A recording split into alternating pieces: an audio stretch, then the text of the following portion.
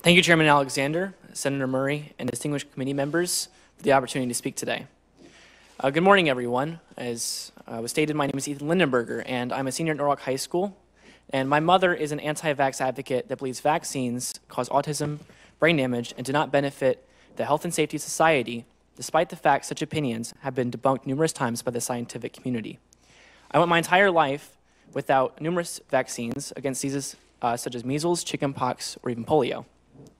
However, in December 2018, I began catching up on my missed immunizations, despite my mother's disapproval, eventually leading to this story and being able to speak here today, and I'm very happy for that, so thank you. Now, to understand why I've come here and what I really want to talk about, I have to share some details about my home life and my upbringing. I grew up understanding my mother's beliefs that vaccines are dangerous, and she would speak openly about these views. Both online and in person, she would voice her concerns, and these beliefs were met with strong criticism.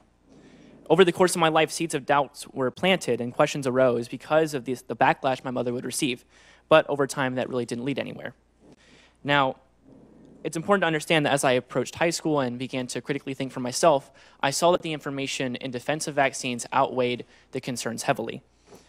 I began leading debate clubs in my school and pursuing truth above all else, and I realized one certain quality to debates and to conversations in general when it comes to controversial discussions, which is that there seems to always be two sides to a discussion. There always seems to be a counterclaim or rebuttal, and always something to strike back with in terms of debate. Though this may seem true in all instances, this is not true for the vaccine debate, and I approached my mother with this concern that she was incorrect. I approached my mother numerous times trying to explain that vaccines are safe and that my family should be vaccinated, approaching even with articles from the CDC, explicitly claiming that ideas that vaccines cause autism and extremely dangerous consequences were incorrect. In one such instance where I approached my mother with information from the CDC that claimed vaccines do not cause autism, she responded with, "That's what they want you to think." Skepticism and worry were taking the forefront in terms of information.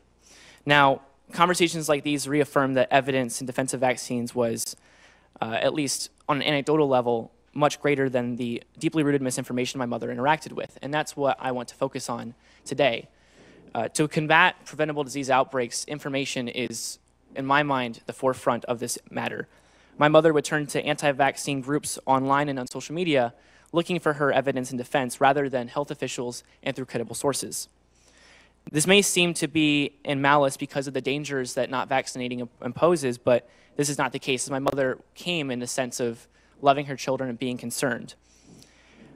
This misinformation spreads, and that's not necessarily justifiable, but I carry this knowledge with me that it was with respect and love that I disagreed with my mother. And with the information she provided, I continued to try and explain that it was misinformed. Ideas that, again, vaccines cause autism, brain damage, and also that the measles outbreak is of no concern to the society and to America were ideas that were pushed by these sources that she would go to. And for certain individuals and organizations that spread this misinformation, they instill fear into the public for their own gain selfishly, and do so knowing that their information is incorrect. For my mother, her love, affection, and care as a parent was used to push an agenda to create a false distress.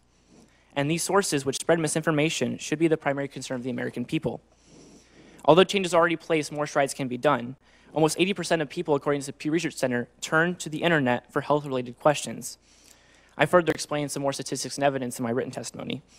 Now, in terms of what I would like to walk away with today and kind of finalize with, although my mother would turn to very illegitimate sources and sources that did not have peer-reviewed evidence or information, I quickly saw that the evidence and claims for myself were not accurate. And because of that, and because of my healthcare professionals I was able to speak with and the information provided to me, I was able to make a clear, concise, and scientific decision. Approaching this issue with the concern of education and addressing misinformation properly can cause change, as it did for me. Now, although the debate around vaccines is not necessarily centered on information and concerns for health and safety, this is why education is important, and also misinformation is so dangerous. Thank you.